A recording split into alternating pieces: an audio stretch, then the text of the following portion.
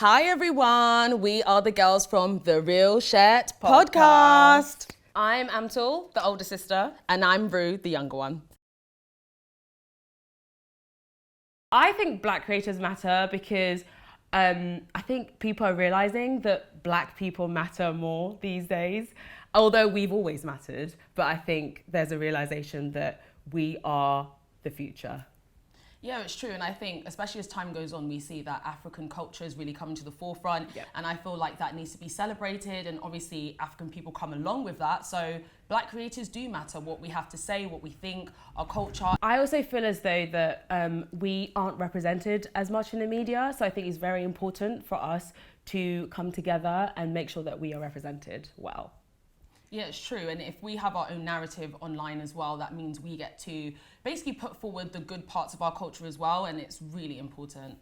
So our podcast, The Real Sheht, basically focuses on us, two sisters, but we basically call ourselves twins, don't we, Ams? Yeah, #twinnies. As I always say. Hashtag twinnies, because we basically have the same opinions, but I think we deliver those opinions very differently. Yeah. So I would say Ams is more kind of like cutthroat, straight to the point, whereas I like to sprinkle it with a little bit more sugar. Yeah, I'm the monotone one and she's the more high-pitched, loud, out there, slightly annoying one. Oh, thanks. We cover a range of topics. Like, we do some current stuff that are popping in social media, and then we do more cultural, religious topics as well. So we just kind of diversify what we say on the podcast, but also we bring in Song of the Week, to make it a bit fun. Song of the Week.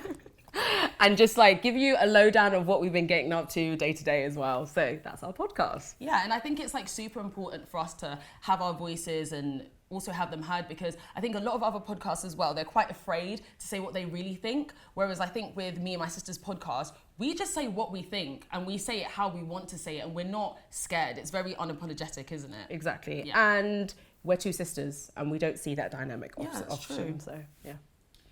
I think it's a trend, unfortunately, because people outside of our race are appropriating our culture, and so that's brought it to the forefront, unfortunately. So I think now it's time for us to reclaim and be proud of who we are and what we can bring to society, and we need to be the warriors for our own culture and not let other people, adapt it and use it for their own benefit.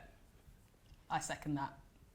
So I feel like as a black creator doing Absolutely Ruwaydah, it was quite hard for me to have my voice heard. And I feel like a lot of the time there's like one YouTuber, a black YouTuber at the top, and everyone else is left behind. Whereas I feel like in other communities, that's not really the case.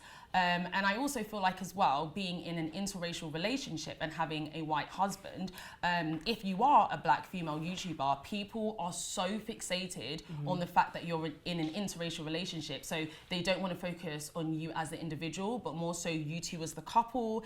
And it just is something that I didn't want to adhere to. Yeah, and it's discouraging, especially if you see videos where you've had interactions with you and your husband, and you see that the views are far higher. I'm talking about like vlogs. 6-figure views. So it's discouraging. Yeah, definitely. What did you think about my channel, Ams? I love Absolutely Ruwaydah, and I love it because I don't really see many black young women doing travel vlogs. Yeah, that's And we talk about travel at the Real Sheht Podcast, and we say black people need to travel more, and young black people need to travel more as well, because what it does is open people's eyes and other cultures to see that we exist, and that so they don't become afraid of us, and they know that we're around and we're not aggressive, or we're not these kind of negative stereotypes. So I think it's great that she has the channel and is showing aspects of, black women and empowerment that we should be really putting forth. Yeah, it's so true. And also as well, like, we believe in solo travel. That's like a big part of what we believe in. And we think it's so important for young black people, and in particular women as well, to travel solo. Yeah. And it's funny because recently I went to Bali, and it's something that we spoke about in the podcast. And obviously Bali is an Asian country. And when I was there, I ended up speaking to a white woman who was in Bali, and she basically had a very negative perception on black women.